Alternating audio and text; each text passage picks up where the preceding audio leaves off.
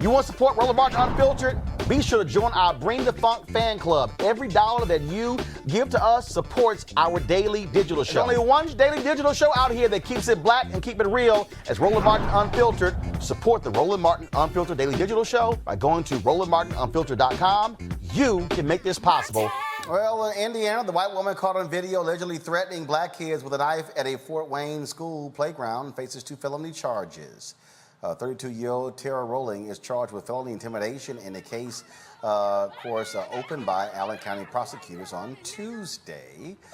You might remember when we rolled this video in May, a cell phone video caught Roling threatening a boy while holding a knife. In the now viral video, she runs toward the boy and other kids that were with him. Roland was at the Weisser Park Elementary School playground with her children when her 13-year-old son said another child was physically abusing him and another boy. The social media campaign launched calling for her arrest clearly has worked. This was one of those, again, Robert, we keep seeing these stories of folks accosting black kids. They can't sell no lemonade. They can't ride their bicycles. I mean, we got these vigilantes running around just losing their damn mind.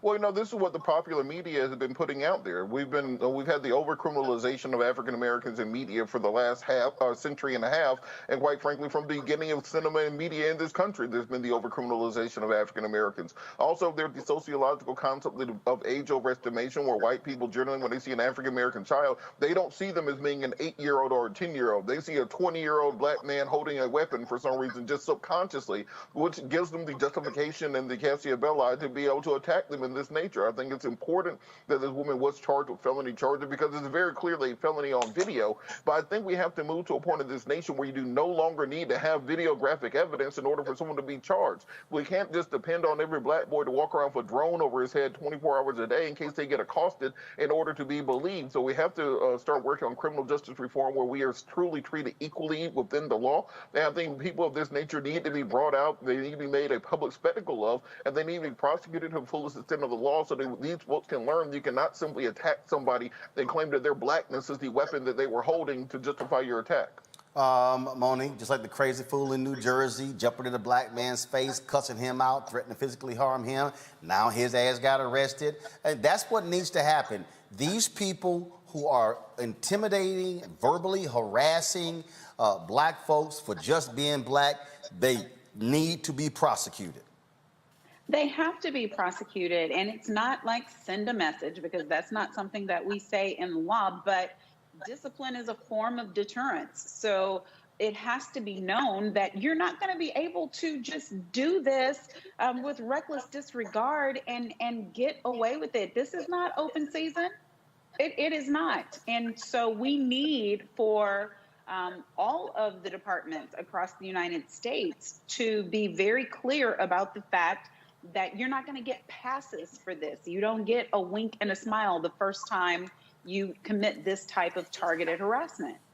Scott, we've shown a lot of these videos, and again, for black folks just being black, trying to deliver packages, trying to walk a dog. A black woman was driving too slow in a neighborhood. I mean, there is this constant harassment of black folks just being. Yeah, and you know what it is? It's white privilege run amok. White privilege is getting arrested, but it's most of these bad acts committed by white folks seem to be either in the suburban or rural or even urban centers where you know their income level. Although you've had medium income people who have jobs who have gotten fired, it's white privilege run amok, and it's white privilege manifesting itself in the worst of ways. That white people believe, because this is their country and that they don't see us as human beings, that they take it upon themselves to not only call the police, but to weaponize the police and get us arrested because they know that their whiteness and their phone call to the police, that they will be believed and it will endanger black people. And so you see it in these videos. And what I often wonder is, before the iPhone camera You know, how much of this really occurred and how believable was it without the cameras? And on both counts, it happened a lot. And on both counts, Black people were never believed. And so I think arresting white privilege and how it manifests itself helps. But there are too many incidents that we don't hear about, that we don't see. And again, it's that struggle we're going to go through as a country as we make our way towards 2043 and when we become a country of color. It's just wild, crazy, and outlandish. And so we will continue highlighting when the crazy stuff happens. Yeah, it's just nuts. All right, you folks. need to go for 3 on one show. You got 2 today. Find 3 I for got, next show. I got a 3rd one. Hell, I got 6. Really? You can do a whole spin-off show. I got so that's 6. just the whole net show. Right. It could be a whole show. Right. That's right. That's right. Crazy ass white people. That's what it's going to be called. Folks, back to our Roland Mark Unfiltered video in just one moment. Racial injustice is a scourge on this nation, and the Black community has felt it for generations. We have an obligation to do something about it. Whether it's canceling student debt, increasing the minimum wage, or investing in Black-owned businesses, the Black community deserves so much better. I'm Nina Turner, and I'm running for Congress to do something about it.